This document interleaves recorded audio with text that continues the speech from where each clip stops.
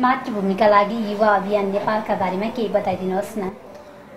यो अभियान हामीले विदेशमा रहेका नेपाली युवाहरू र स्वदेशमा रहेका नेपाली युवाहरू जो चाहिँ नि आफ्नो सम्भावना नदेखेर छटपटाइरहेका नेपालका युवाहरू र विदेशमा मेरो मातृभूमिको लागि केही गर्न पाए हुन्थ्यो भन्ने किसिमका आशय बोकेका नेपाली युवाहरूलाई एउटै ढिक्कामा राखेर मातृभूमिप्रति उत्तरदायी भूमिका खेल्ने र यहाँको बेरोजगारी समस्यामा देशको राजनीतिक नेतृत्वले कुनै पनि काम गर्न सकेन, यो गर्न सकेन भनेर भनिरहँदाखेरि हामी आफ्नो भूमिका चाहिँ र आफ्नो देशप्रतिको उत्तरदायित्व हामीले आफैले गर्नुपर्छ भन्ने चिजलाई समष्टिगत रूपमा सारांशमा यसलाई चाहिँ प्रयोग गरेर यो दुई देशभर विदेशमा रहेका युवाहरूलाई एकीकृत गर्ने एउटा चाहिँ प्लेटफर्म हो मातृभूमिको लागि युवा अभियान। कसरी सम्भव रह्यो स्वदेशमा रहेका युवालाई समेट्न सजिलो हुन्छ तर विदेशमा विविध देशमा छरिएर रहेका युवाहरूलाई समेट्न चाहिँ कसरी सम्भव रह्यो? यसको लागि चाहिँ हामीले वास्तवमा अहिलेको इन्फर्मेसन टेक्नोलोजी जुन हिसाबले आज विश्व चाहिँ एउटै ग्लोब भएको छ, हामी एउटै ग्लोब एउटा घर भएको छ, हामी आज चाहिँ अमेरिकाको आफ्नो छोराछोरीसँग आज तत्काल कुरा गर्न सक्ने अवस्था छ।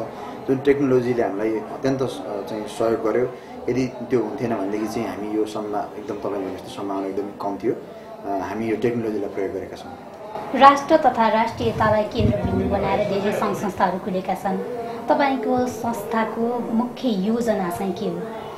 हामीले सबैभन्दा पहिला युवाहरू यो देशका सम्पत्ति हुन्, ती युवाहरू गलत प्रयोग नगरियोस् र युवाहरूलाई विभिन्न प्रलोभनमा देश परिवर्तन गर्ने एउटा माध्यम बनाएर देशमा चाहिँ अनैतिक क्रियाकलाप गर्ने एउटा चाहिँ सीमित एउटा चाहिँ शक्तिले त्यसलाई अनैतिक क्रियाकलाप गर्ने माध्यम नबनोस् भन्नका लागि यो नेपाली युवा वर्गलाई सबैभन्दा पहिला आफ्नो खुट्टामा उभिनुपर्छ भन्ने मान्यता राख्छौँ र त्यो भइसकेपछि प्रलोभनमा फस्दैनन् र राइट निर्णयको लागि त उनीहरूले आफ्नो निर्णय गर्न सक्ने एउटा छँदैछ।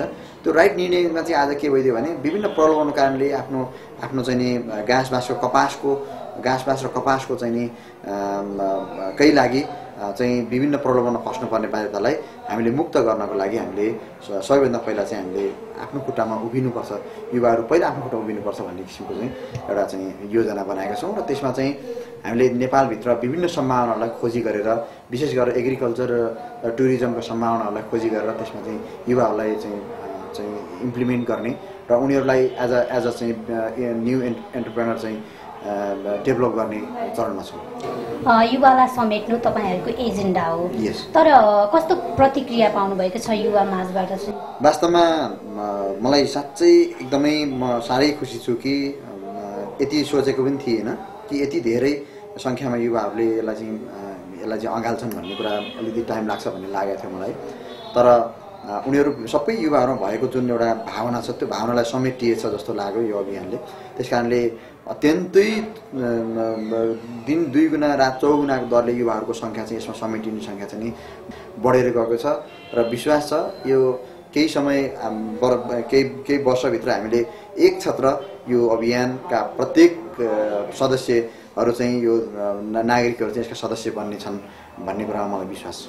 स्वदेश तथा विदेशमा गरी तपाईँहरूका कतिवटा शाखा कार्यालयहरू चलिरहेका छन्? अहिले हामी तत्काल 11वटा जिल्ला कार्य समिति र चाहिँ क्षेत्रीय समितिहरू, त्यस पछाडि विदेशमा 15वटा देशमा राष्ट्रिय समितिहरू बनेका छन् र एक वर्षभित्र हामी 85वटा देशमा हामी राष्ट्रिय शाखाहरू निर्माण गर्छौँ र 75 जिल्लामा हाम्रो चाहिँ शाखा निर्माण गर्छौँ। संस्थाका योजनाहरूका बारेमा केही बताइदिनुहोस् न, भावी योजना के कस्तो? हामी अहिले एउटा यो संस्थालाई गैर नाफामूलक र चाहिँ गैर राजनीतिक बनाउनको लागि यसलाई चाहिँ 2 फ्याक्सनमा हामीले विभाजन गरेका छौँ। एउटा चाहिँ विभिन्न तह र तबकामा रहेर केही पैसा आर्जन गरेका साथीहरूले एउटा कलेक्टिभ हिसाबले चाहिँ पब्लिक कम्पनीको रूपमा एउटा स्थापना गरेका छौँ, मातृभूमि इन्भेस्टमेन्ट लिमिटेड भनेर।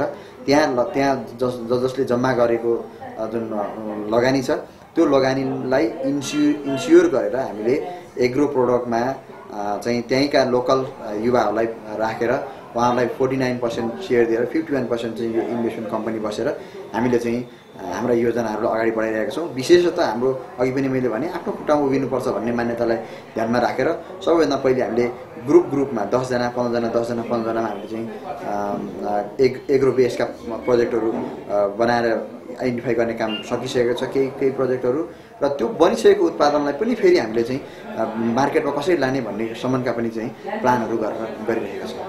स्वदेशमा रहेका युवाहरूलाई त तपाईँहरूले परिचालन गर्नु होला होइन, तर विदेशीका युवाहरूलाई चाहिँ कसरी परिचालन गर्नुहुन्छ? विदेशमा भएका युवाहरूले त्यहाँ भएका सम्भावनाहरू हेर्न थाल्नु भएको छ।